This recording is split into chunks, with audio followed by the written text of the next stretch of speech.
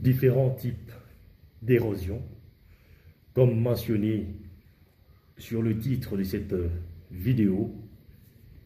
Géologue Tingama de la République démocratique du Congo, un matin chez moi, un matin chez toi, bonjour, un soir chez toi, bonsoir.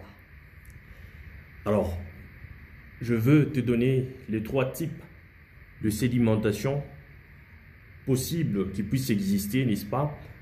Et là, nous sommes dans le domaine exogène, nous sommes dans le domaine sédimentaire. Et pour un récapitulatif, j'aimerais bien te dire que une roche sédimentaire se forme par les étapes suivantes.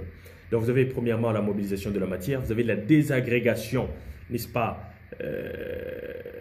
d'une roche, vous avez l'usure du continent, donc vous avez mobilisation de la matière, vous avez le transport, n'est-ce pas, de cette matière et suivi d'un dépôt dans un bassin de sédimentation.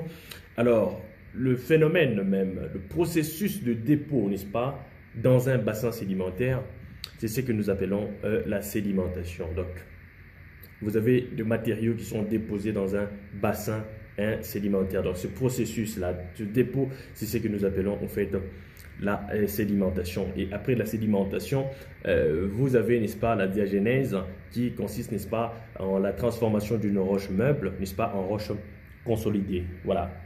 Alors, nous sommes ici pour vous donner les différents types de sédimentation qui existent. Alors, premièrement, je vais vous parler de ce que nous appelons la sédimentation détritique ou clastique. La sédimentation détritique ou clastique intervient quand? Lorsque vous avez des minéraux ou encore des débris de roches qui sont transportés par quelque agent de transport que ce soit, et que vous avez maintenant à un certain moment l'énergie de transport qui devient inférieure, n'est-ce pas, à la force de pesanteur régissant, n'est-ce pas, le matériau transporté. Là, vous avez ce qu'on appelle une sédimentation clastique ou détritique.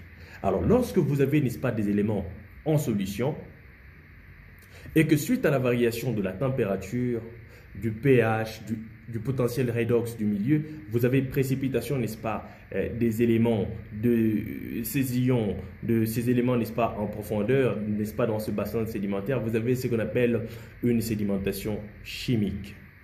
Alors, quand est-ce que vous avez, n'est-ce pas, une sédimentation biologique? Donc, dernièrement, nous allons parler, n'est-ce pas, de sédimentation, n'est-ce pas, biologique.